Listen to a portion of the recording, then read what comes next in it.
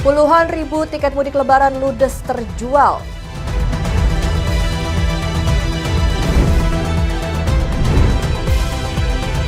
DPR RI panggil Nenek Sauda diduga jadi korban penganiayaan di Sumatera Barat.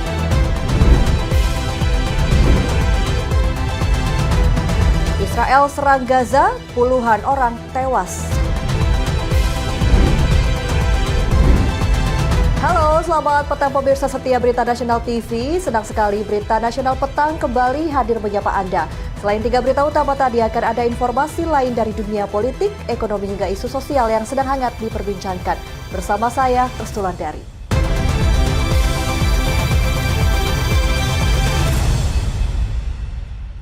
Langsung saja kita ke berita pertama pemirsa. PT Kereta Api Indonesia Daop 1 Jakarta menyediakan 37.000 tiket kereta angkutan mudik lebaran setiap hari. Ini untuk mengakomodir tinggi antusiasme masyarakat yang akan merayakan Hari Raya Idul Fitri di kampung halaman menggunakan moda transportasi kereta api. Hingga kini puluhan ribu tiket mudik lebaran ludes terjual. PT Kereta Api Indonesia membuka penjualan tiket mudik lebaran sejak Minggu 25 Januari 2026.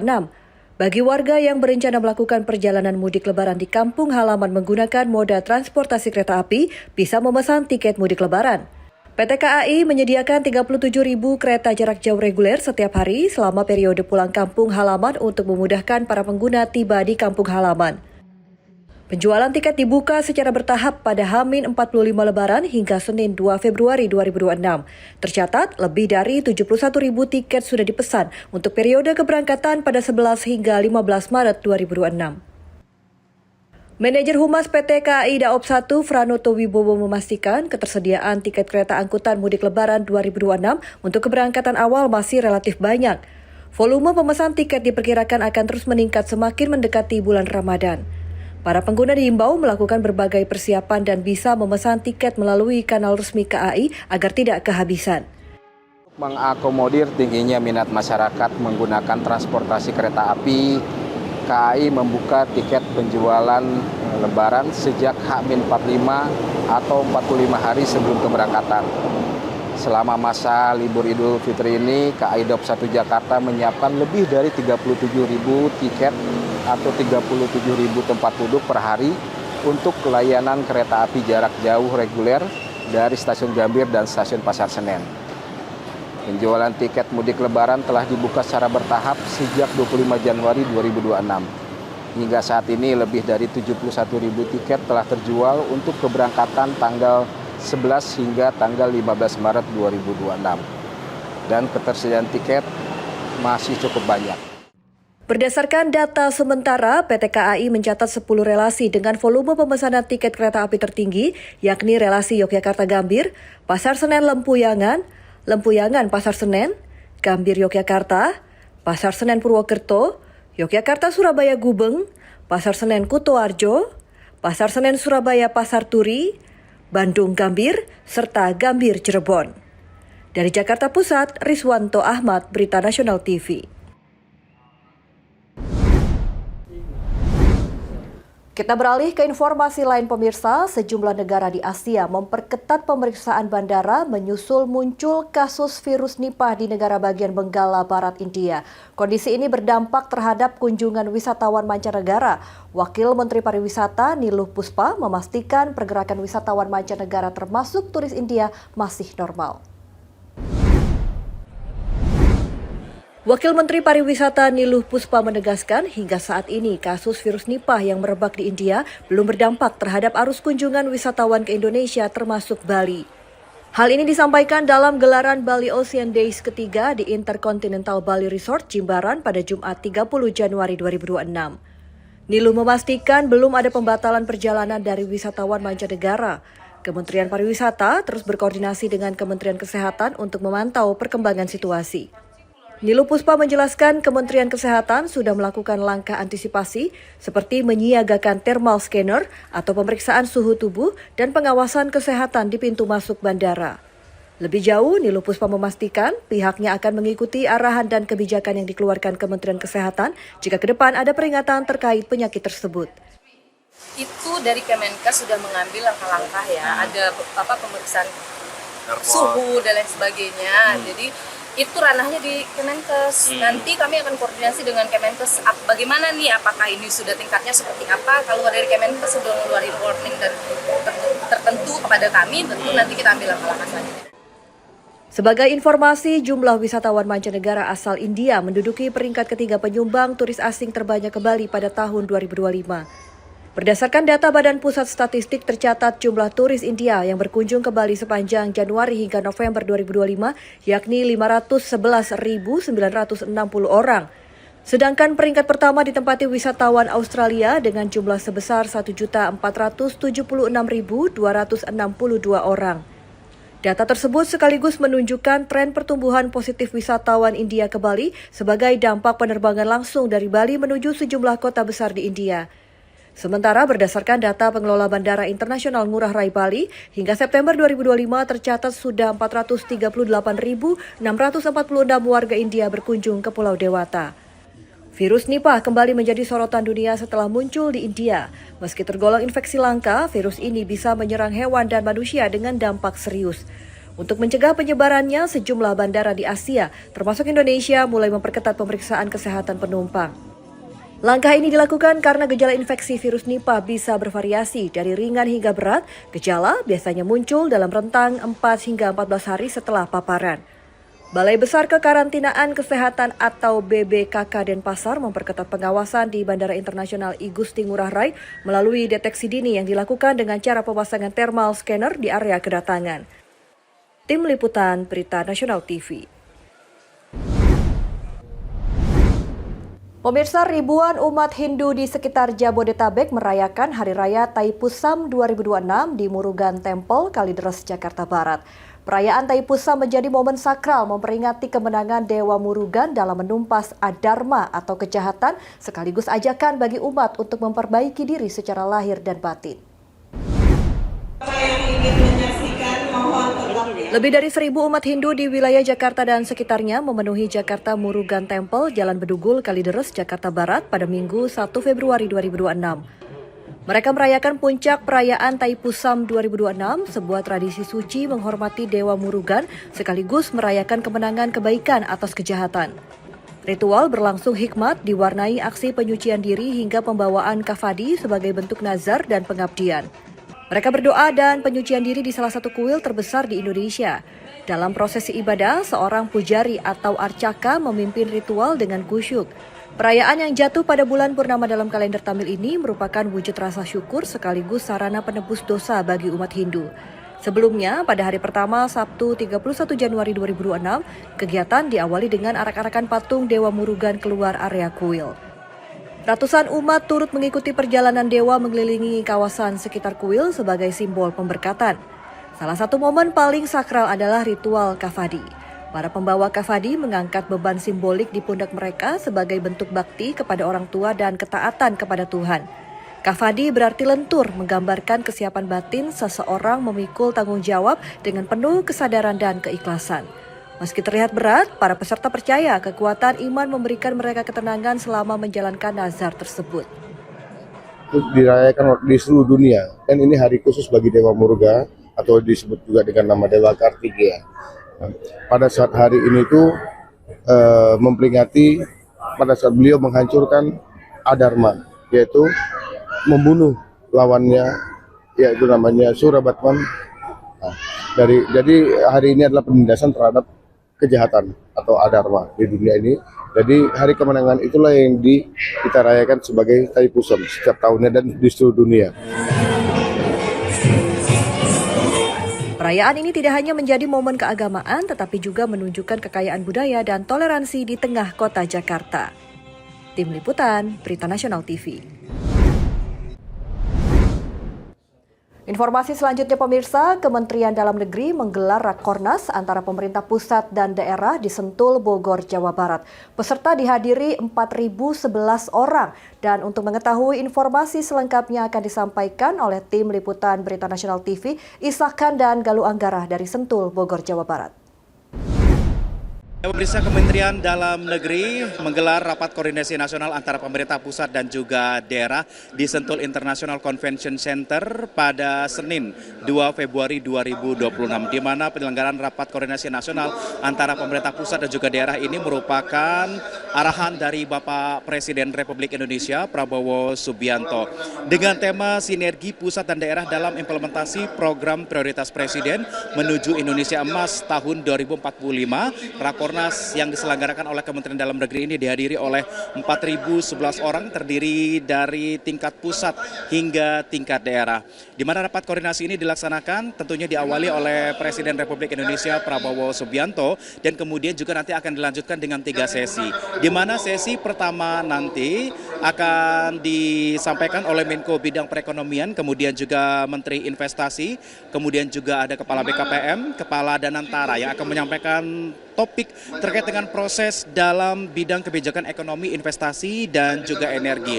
Selanjutnya setelah sesi pertama akan dilanjutkan dengan sesi kedua, pemirsa, yang akan disampaikan oleh Menko Bidang Pangan, kemudian juga ada Menteri Pertanian, kemudian ada Kepala Bappenas, Menteri Kelautan, dan juga Kepala Badan Gizi Nasional yang tentunya akan menyampaikan materi terkait dengan program strategis Presiden, yaitu Koperasi Desa Kelurahan Merah Putih, kemudian juga swasembada pangan, kemudian juga Kampung Nelayan Merah Putih, dan juga program makan bergizi gratis tentunya yang menjadi program unggulan dari Presiden Republik Indonesia Prabowo Subianto. Kemudian juga akan dilanjutkan dengan sesi ketiga dalam bidang hukum, penegakan hukum, yang tentunya ini akan diisi oleh Kapolri, kemudian juga ada Jaksa Agung, Panglima TNI, Ketua KPK yang akan menyampaikan topik yaitu terkait dengan peran Polri, Kejaksaan Agung, TNI, dan KPK dalam mengawal program strategis Presiden Republik Indonesia.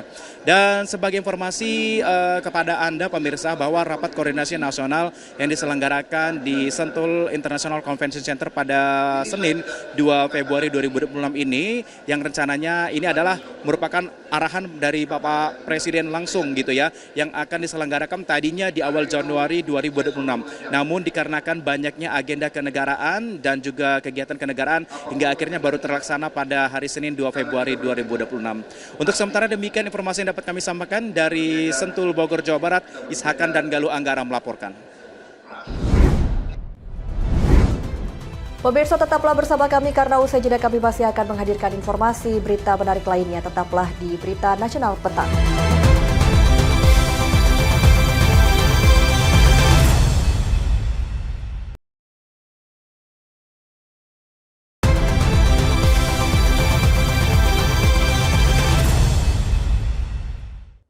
Anda kembali bersama kami di Berita Nasional Petang. Pemirsa, Menteri Energi dan Sumber Daya Mineral atau ESDM, Bahlil Lahadalia menyaksikan penandatanganan kerangka kerjasama atau Framework Agreement oleh konsorsium Antam IBHYD. Kerjasama ini menandai terbentuk kemitraan merealisasikan proyek ekosistem baterai kendaraan listrik terintegrasi.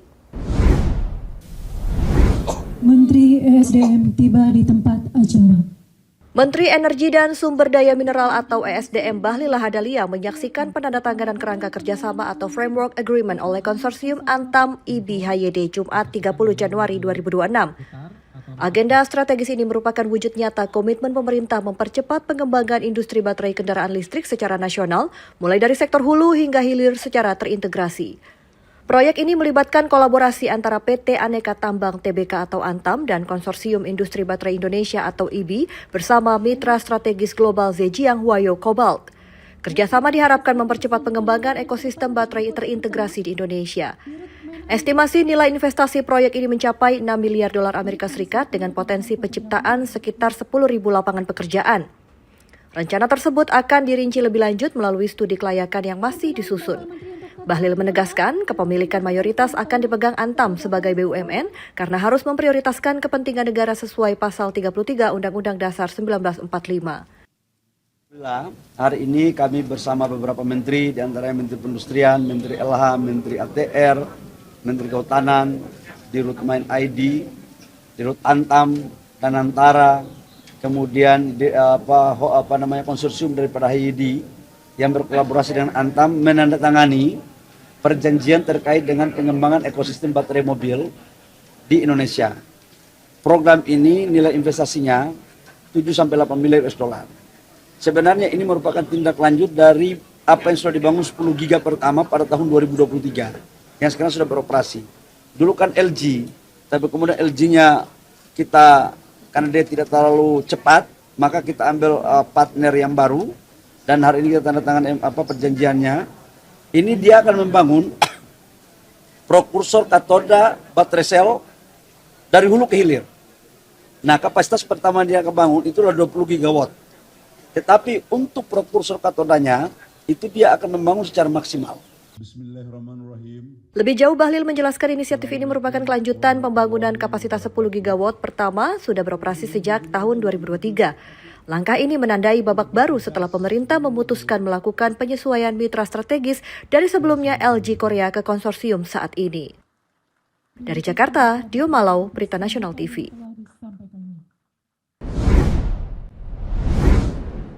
Kita beralih ke informasi lain, pemirsa. Pembekalan petugas haji 2026 di Jakarta menerapkan metode semi-militer.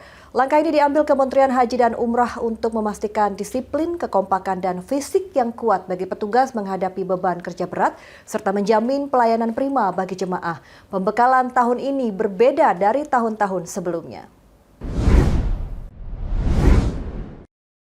Petugas penyelenggara ibadah haji atau PPIH Arab Saudi tahun 2026 dibekali pendidikan dan pelatihan atau diklat dengan pola semi-militer. Pola ini diterapkan untuk mempersiapkan petugas menghadapi beban kerja sangat berat sekaligus membentuk disiplin dan kekompakan dalam satu rantai komando. Wakil Menteri Haji dan Umroh Dahnil Anzar Simanjuntak menegaskan pelatihan semi-militer bukan semata-mata soal fisik, tetapi juga untuk memastikan seluruh petugas mampu bekerja secara terkoordinasi dan solid. Pembekalan calon petugas haji tahun ini menjadi pembinaan petugas haji paling serius sepanjang sejarah pembinaan petugas haji. Wamenhaj menekankan agar setiap petugas fokus pada tugas dan fungsi masing-masing. Hal ini disampaikan langsung Wamenhaj Dahnil Anzar usai mengikuti upacara pembekalan petugas haji tahun 2026, Jumat 30 Januari 2026. Dahnil menyampaikan pelatihan kepada calon petugas haji tahun ini berbeda dengan pelatihan petugas haji dari tahun-tahun sebelumnya. Pelatihan dilaksanakan selama 1 bulan dengan 20 hari pembinaan di barak menggunakan pendekatan semi-militer serta 10 hari pembelajaran secara daring. Calon petugas haji tahun ini siap diberi pembekalan terhadap sikap disiplin, rantai komando, dan kekompakan untuk memastikan petugas haji benar-benar hadir sebagai pelayan jamaah, bukan sebagai jamaah yang menumpang ibadah.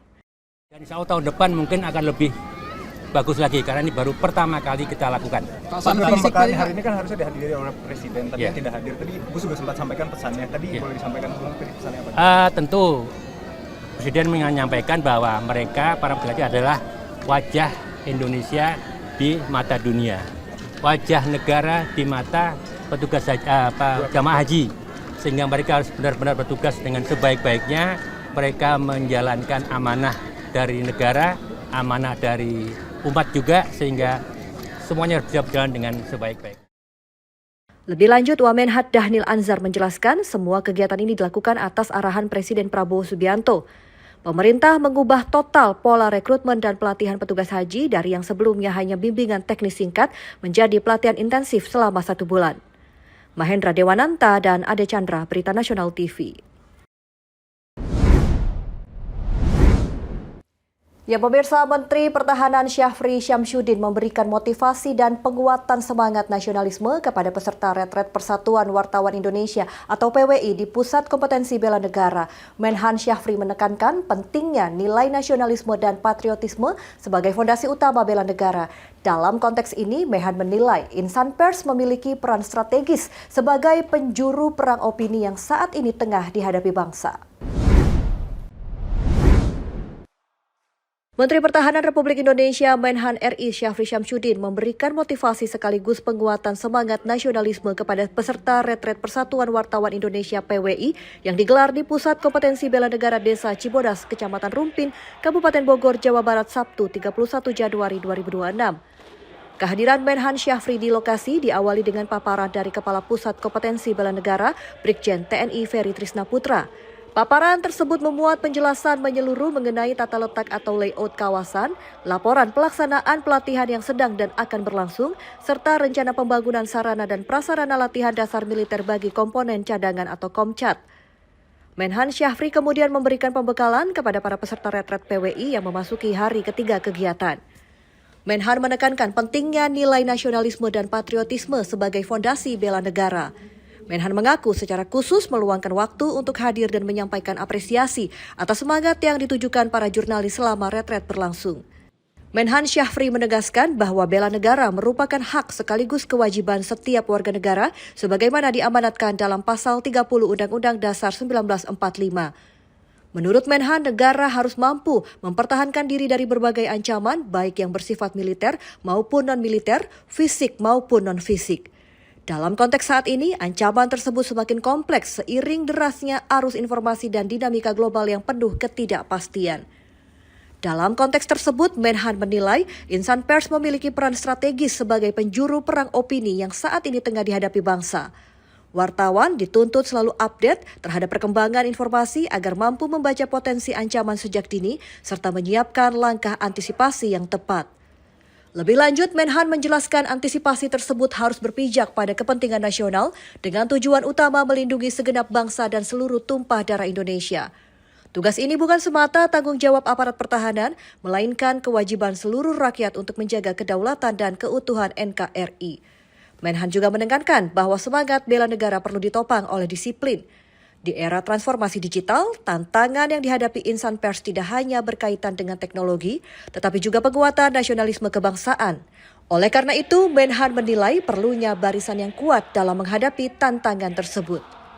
Menutup arahannya, Menhan berharap PWI memiliki keberanian dan komitmen untuk konsisten menjaga kedaulatan negara di tengah dinamika perang opini yang kian menguat. Kegiatan kemudian dilanjutkan dengan makan siang bersama Menteri Pertahanan dan peserta retret PWI, disertai pembincangan santai dalam suasana kekeluargaan. Turut hadir mendampingi Menhan dalam kegiatan tersebut antara lain Sekretaris Jenderal Kementerian Pertahanan, Kepala Badan Logistik Kemhan, Kepala Badan Cadangan Nasional Kemhan, Kepala BPSDM Pertahanan Kemhan, Direktur Jenderal Potensi Pertahanan Kemhan, serta Kepala Biro Tata Usaha dan Protokol Setjen Kemhan. Ade Chandra, Berita Nasional TV.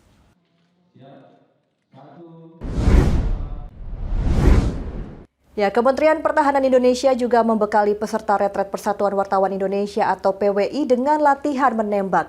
Pembekalan tersebut diharapkan dapat mendukung pelaksanaan tugas jurnalistik secara profesional, aman dan bertanggung jawab, khususnya bagi wartawan yang bertugas di area latihan militer maupun wilayah berisiko tinggi. Kementerian Pertahanan membekali para peserta dengan latihan menembak di lapangan tembak pistol Bayu Aji dan Mirwa Riyadin Batalion 13 Grup 1 Kopassus Bogor, Minggu 1 Februari 2026.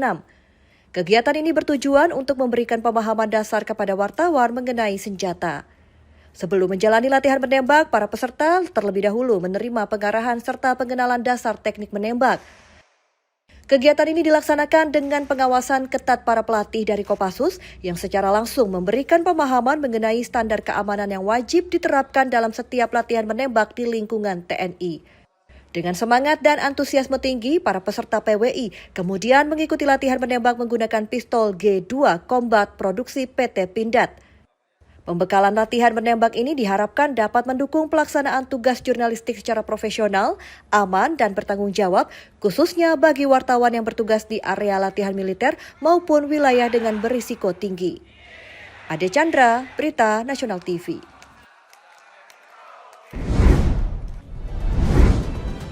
DPR RI panggil Nenek Saudah. Informasi selengkapnya usai jeda. Berita Nasional Petang segera kembali.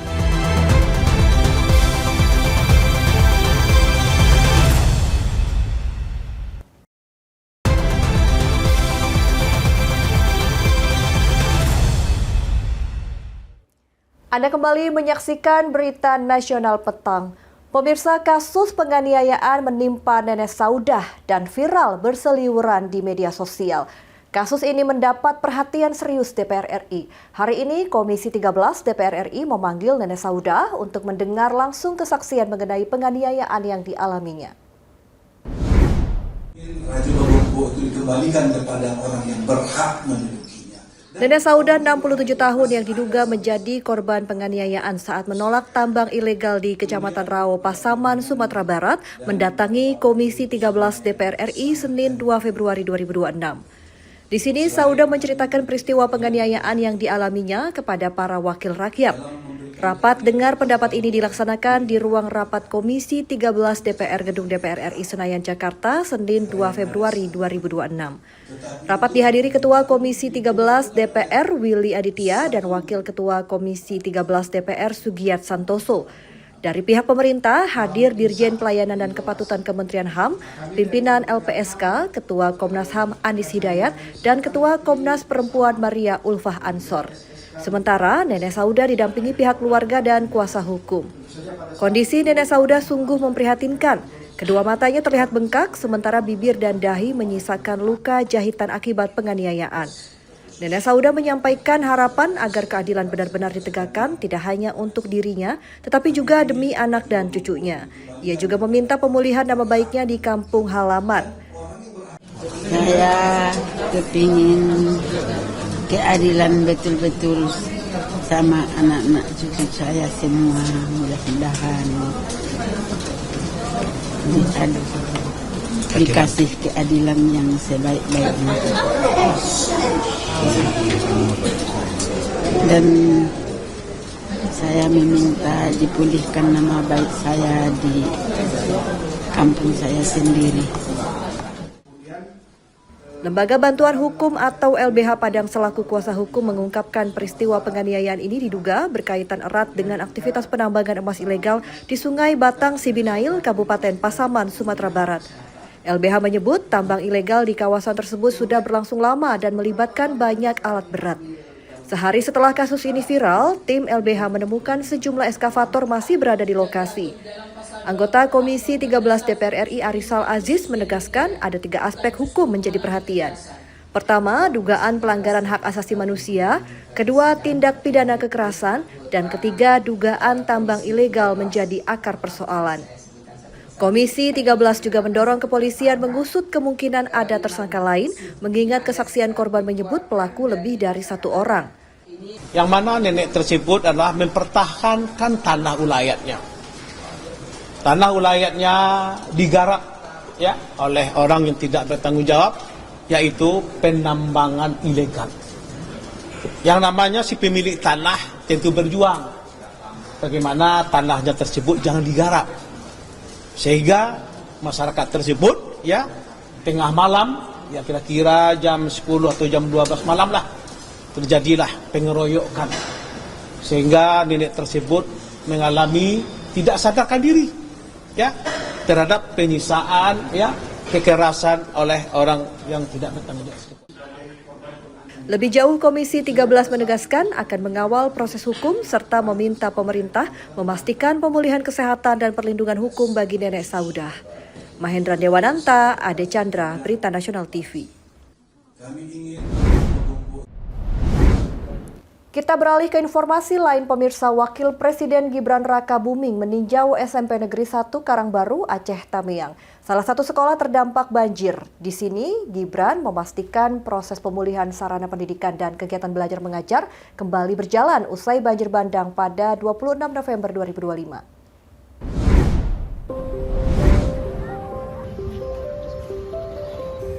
Banjir yang melanda kawasan tersebut berdampak signifikan terhadap aktivitas sekolah. Dari total 698 siswa, sebanyak 665 siswa terdampak banjir. Kondisi serupa juga dialami tenaga pendidik dan kependidikan, di mana 67 dari 71 orang guru dan staf turut merasakan dampak bencana.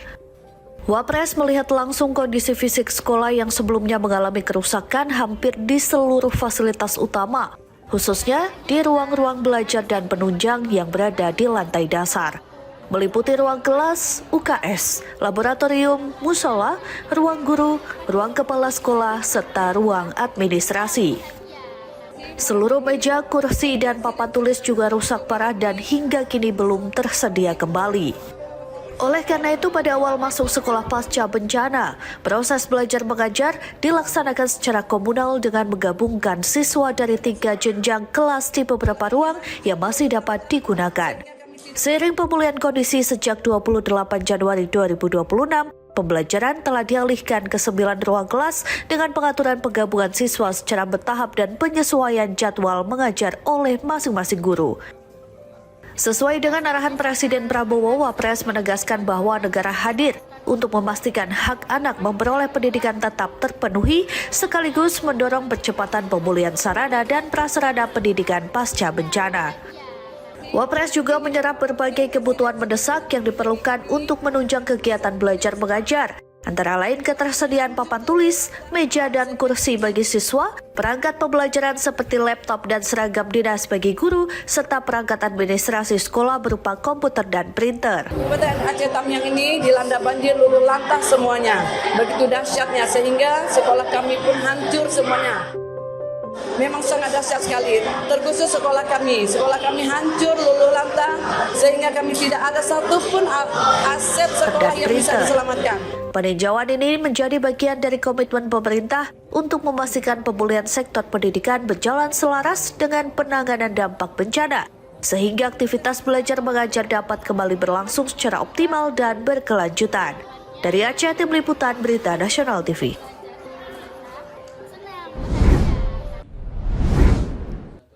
Pembangunan hunian sementara atau huntara bagi warga terdampak banjir bandang dan longsor di Kabupaten Aceh Tamiang terus dikebut. Huntara ini disiapkan untuk menampung lebih dari 6.000 korban bencana sehingga bisa tinggal di tempat lebih layak.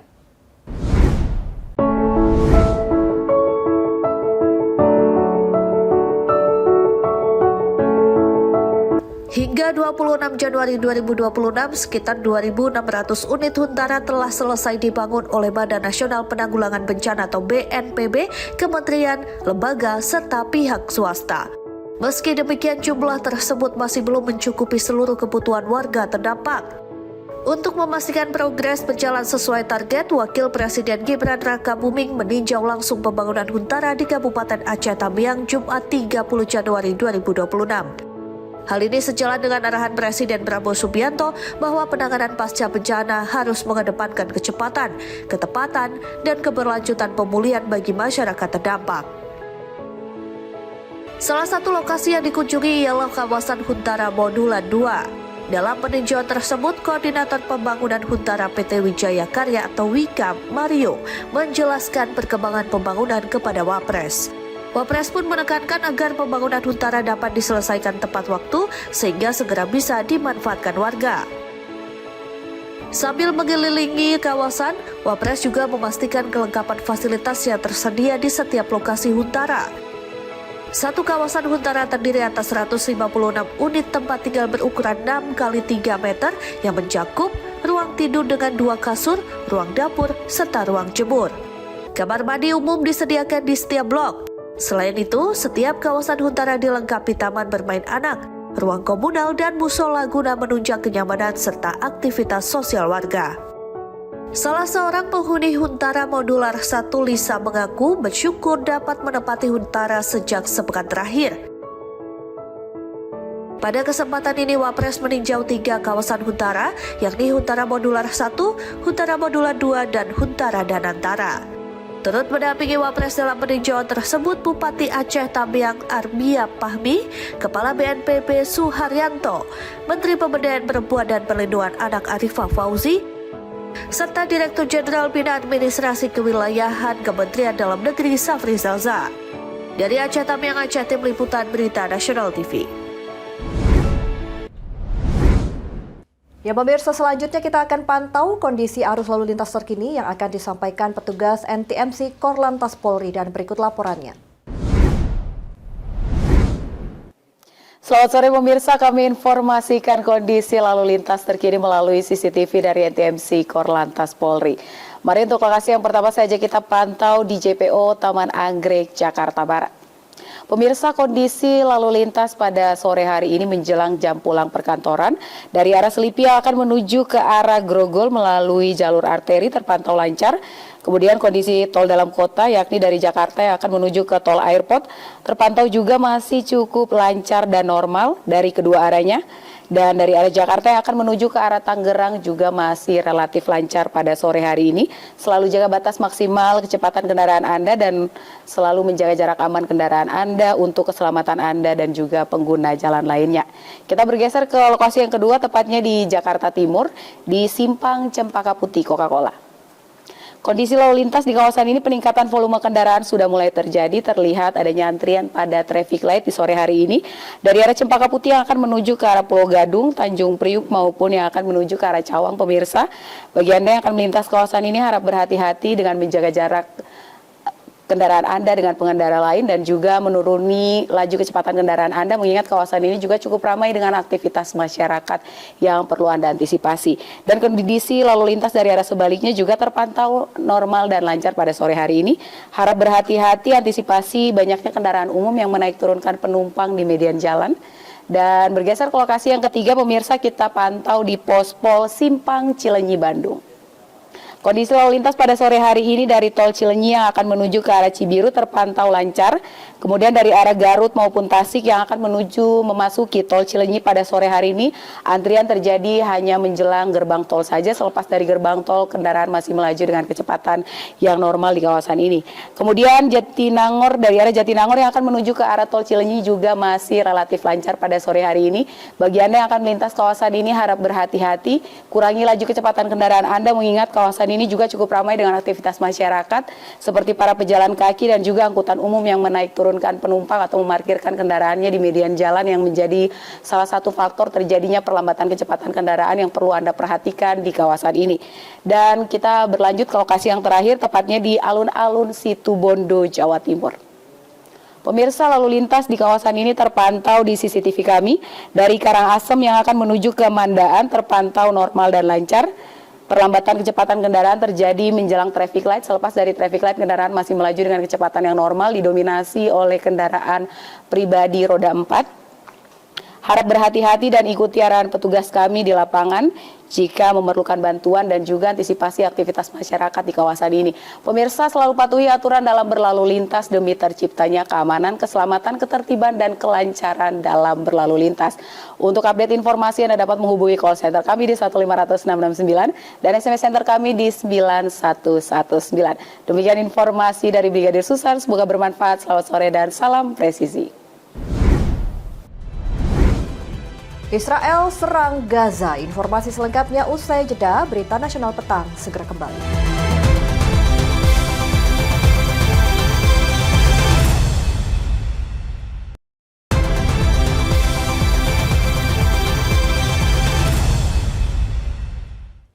Anda kembali bersama kami di Berita Nasional Petang. Pemirsa, Israel melakukan serangan udara ke Gaza beberapa hari usai dirilis Dewan Perdamaian Gaza yang digagas Presiden Amerika Serikat Donald Trump.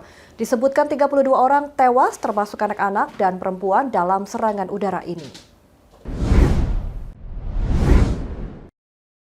Israel melakukan serangan udara ke Gaza pada Sabtu 31 Januari 2026 atau beberapa hari usai rilis Dewan Perdamaian Gaza yang digagas Presiden Amerika Serikat Donald Trump. Israel bergabung Dewan Perdamaian Gaza. Serangan udara ini menewaskan 32 orang termasuk anak-anak di Gaza. Dilaporkan AFP Sabtu, juru bicara Badan Pertahanan Sipil Mahmud Basal menerangkan sebagian besar adalah anak-anak dan perempuan.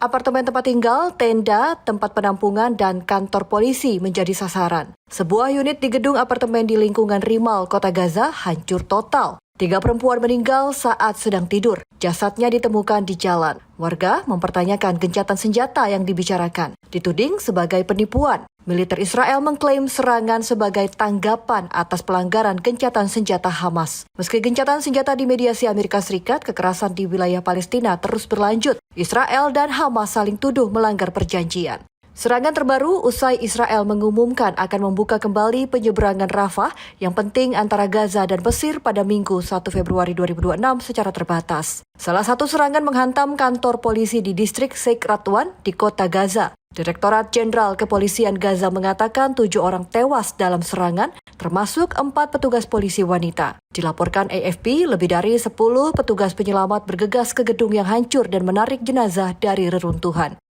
Serangan Israel lain menghantam sebuah tempat perlindungan di Al-Mawasi, wilayah Gaza Selatan, tempat puluhan ribu pengungsi Gaza tinggal di tenda-tenda dan tempat penampungan darurat. Hampir setiap hari terjadi kematian di Gaza sejak dimulai gencatan senjata pada 10 Oktober 2025. Jumlah korban pada Sabtu 3 Januari 2026 sangat tinggi. Israel tuding pelanggaran gencatan senjata. Militer Israel menyebut serangan udara merupakan pembalasan atas insiden pada Jumat 30 Januari 2026. Dalam peristiwa ini, 8 warga Palestina keluar dari terowongan di kota Rafah. Menurut Israel, ini melanggar gencatan senjata. Hamas dalam sebuah pernyataan mengutuk serangan itu sebagai kejahatan. Kementerian Kesehatan di bawah otoritas Hamas menerangkan serangan Israel telah menewaskan sedikitnya 509 orang di Gaza sejak gencatan senjata diberlakukan. Militer Israel membalas 4 tentara tewas dalam periode sama di Gaza. Serangan diduga dilakukan militan. Ya, masih terkait Presiden Amerika Serikat Donald Trump, tapi ini kasus yang berbeda pemirsa. Nama Presiden Amerika Serikat Donald Trump terseret dalam dokumen Jeffrey Epstein yang dirilis Jumat 30 Januari 2026. Nama Trump disebut ribuan kali dalam 3,5 juta halaman dokumen Epstein. Nama Presiden Amerika Serikat Donald Trump terseret dalam dokumen Jeffrey Epstein yang dirilis Jumat 30 Januari 2026. Nama Trump disebut lebih dari 1.800 kali dalam 3,5 juta halaman dokumen Epstein. Hal mencakup klaim pelecehan seksual belum terverifikasi. Korban menggambarkan interaksi dengan Trump. Diberitakan CNN Sabtu 31 Januari 2026, dokumen memuat daftar tuduhan penyerangan belum terverifikasi terhadap Trump yang dikumpulkan pejabat FBI tahun 2025. Ada dalam catatan FBI mengenai seorang wanita menuduh Trump dalam sebuah gugatan telah memperkosanya ketika berusia 13 tahun. Selain itu, ada wawancara FBI dengan salah seorang korban Epstein menyatakan kaki tangan Epstein bernama Ghislaine Maxwell memperkenalkannya kepada Trump di sebuah pesta. Lagi, tidak ada bukti publik tuduhan apapun terhadap Trump terkandung dalam dokumen baru dianggap kredibel FBI. Departemen Kehakiman mengatakan tuduhan terhadap Trump dalam dokumen tersebut adalah palsu. Trump membantah melakukan kesalahan terkait Epstein atau tuduhan pelecehan seksual apapun. Trump membela diri. Ia mengatakan tidak melihat tetapi diberitahu oleh beberapa orang yang sangat penting. Selain catatan FBI, dokumen Epstein berisi banyak email memberikan gambaran sekilas tentang pandangannya terhadap Trump setelah terpilih sebagai presiden pada 2016. Email Epstein dengan berbagai rekanan termasuk jurnalis, eksekutif, dan lainnya berisi banyak komentar tentang Trump. Pada Desember 2018, Epstein meminta bantuan jurnalis dan penulis Michael Wolff membantah sebuah pemberitaan. Selain itu, terdapat beberapa email antara Epstein dan Larry Summers, mantan Menteri Keuangan Amerika Serikat, dan Rektor Harvard University membahas kampanye Trump dan masa jabatan pertamanya.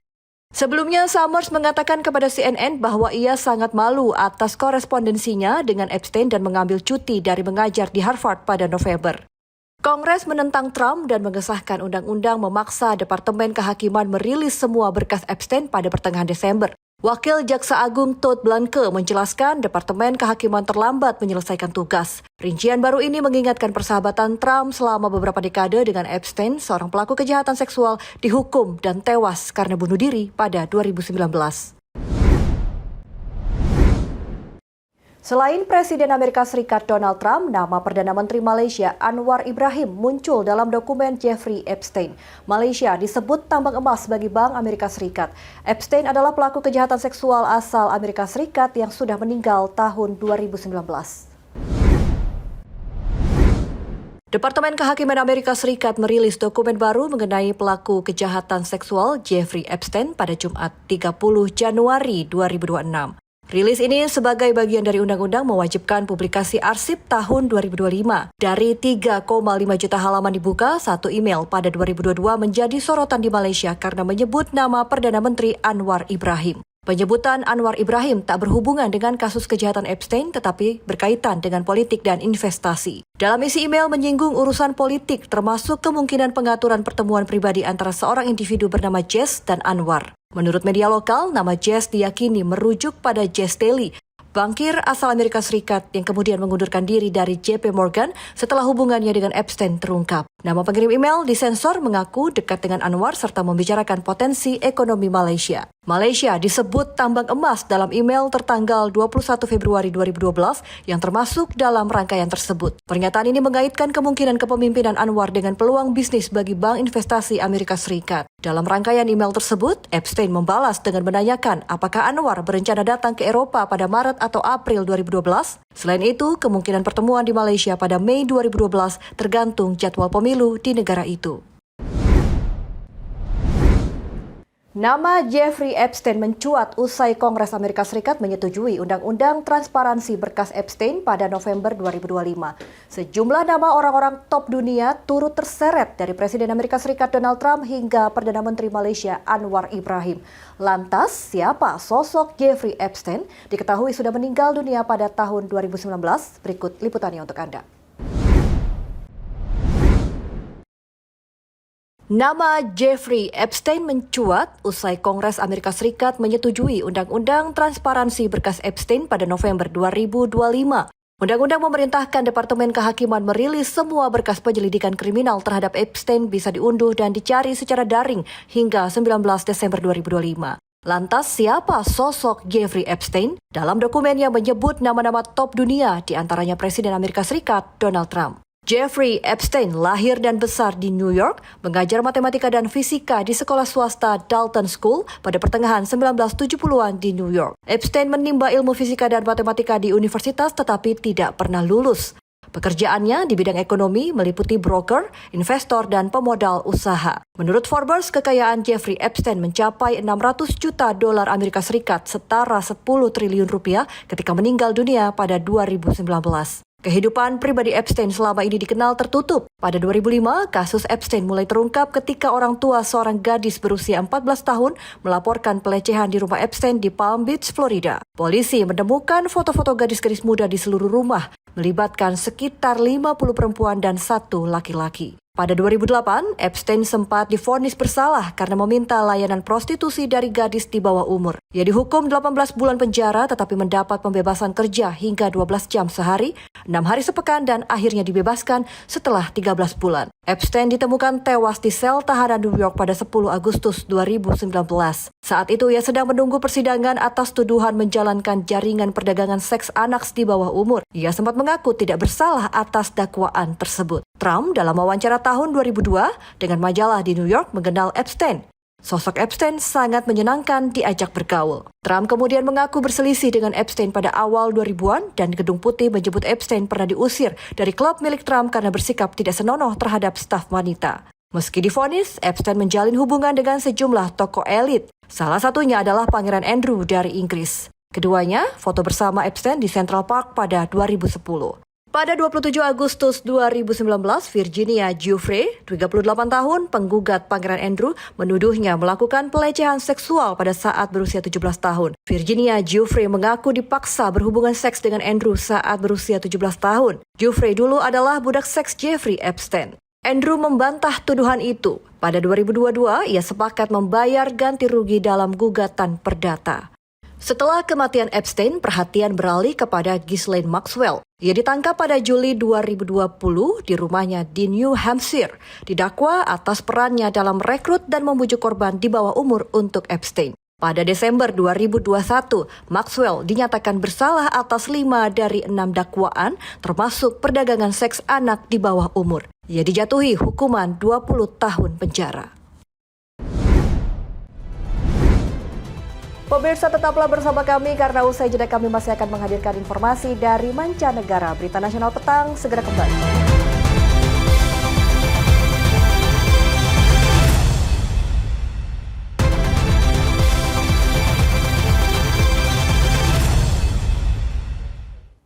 Terima kasih Anda masih bersama kami di Berita Nasional Petang.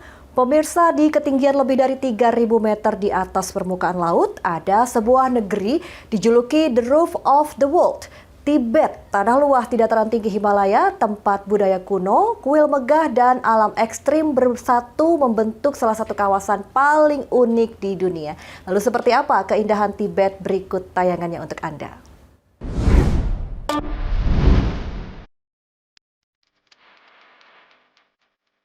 Selamat datang di Tibet. Tibet berada di atas Tibetan Plateau, dataran tinggi terbesar dan tertinggi di dunia. Dari sini pegunungan Himalaya menjulang. Udara Tibet tipis, kering, dan sejuk sepanjang tahun. Walau dikenal sebagai Land of Snow, tidak semua wilayah selalu bersalju. Budaya Tibet tumbuh kuat dari ajaran Buddhisme Tibet yang berusia ratusan tahun. Kuil dan biara bukan hanya bangunan religius, tetapi juga sebagai pusat kehidupan. Arsitektur Tibetan Temples memiliki ciri khas yang mudah dikenali.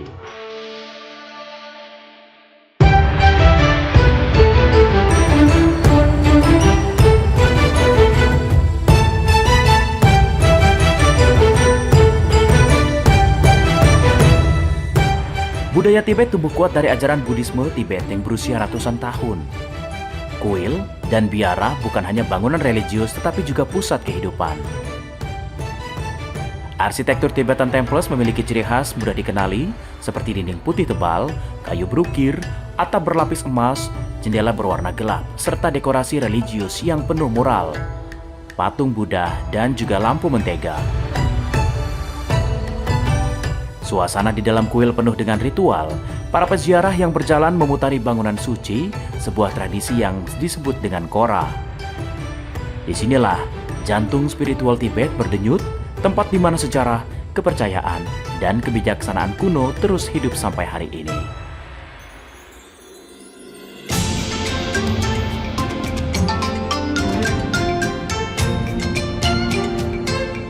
Lhasa adalah ibu kota Tibet. Sebuah kota berdiri damai di tengah lembah tinggi. Dalam bahasa Tibet, Lhasa berarti tempat para dewa. Di kota ini, kehidupan modern berpadu dengan tradisi kuno. Jalan-jalan sempit dipenuhi rumah tradisional, pasar lokal, dan para peziarah yang datang dari segala penjuru dataran tinggi berjalan berputar mengelilingi kuil-kuil suci. Di atas Bukit Merah Marpuri, berdiri megah Potala Palace. Istana berlantai 13 dengan ribuan ruangan suci, mural bersejarah, dan patung yang tak terhitung jumlahnya. Dari kejauhan, istana ini terlihat seperti kastil raksasa yang tumbuh dari tebing, menjaga kota Lhasa dari ketinggian 3.700 meter. Hingga kini, Potala bukan hanya monumen sejarah, tetapi lambang semangat, identitas, dan kebanggaan masyarakat Tibet.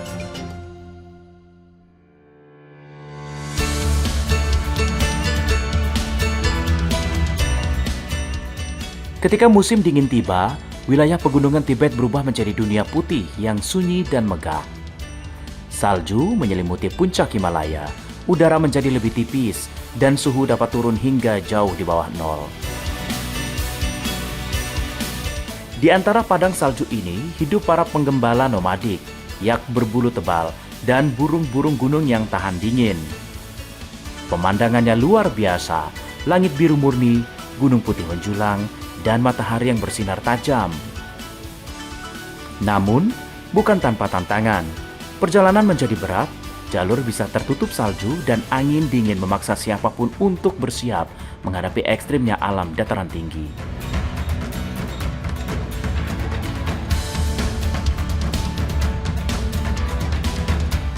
Dari kuil-kuil kuno hingga istana megah, dari Lhasa yang hangat hingga pegunungan bersalju yang sunyi, Tibet adalah perpaduan antara alam ekstrim dan kekayaan budaya yang tak tergantikan.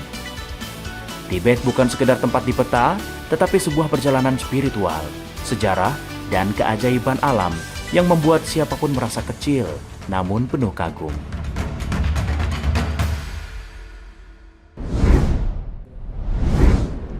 Dari Tibet kita ke Belanda, pemirsa. Belanda punya cara unik mengelola sampah kota-kotanya. Mereka menggunakan kontainer sampah yang dipasang di bawah tanah. Hasilnya, kota menjadi bersih dan rapi.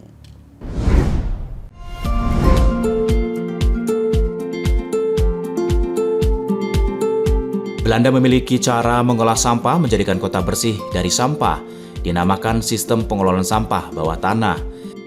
Sejumlah kota seperti Amsterdam dan The Hague menerapkannya. Warga membuang sampah ke tempat sampah tersedia di trotoar, maka sampah langsung masuk ke wadah besar di bawah tanah.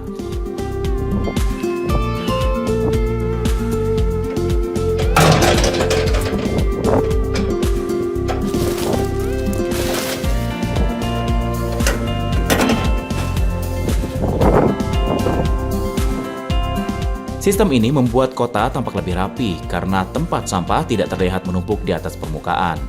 Warga merasa lebih nyaman saat beraktivitas di lingkungan perkotaan.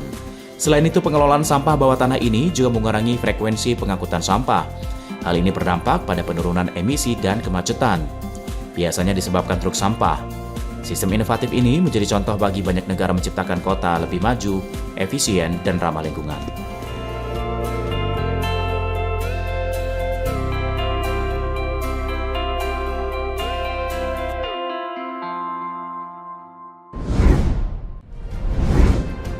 Ya pemirsa, informasi tadi sekaligus menutup perjumpaan kita di Berita Nasional Petang kali ini. Saya Restulandari beserta kru yang bertugas pamit undur diri. Selamat petang dan selamat kembali beraktivitas. Sampai jumpa.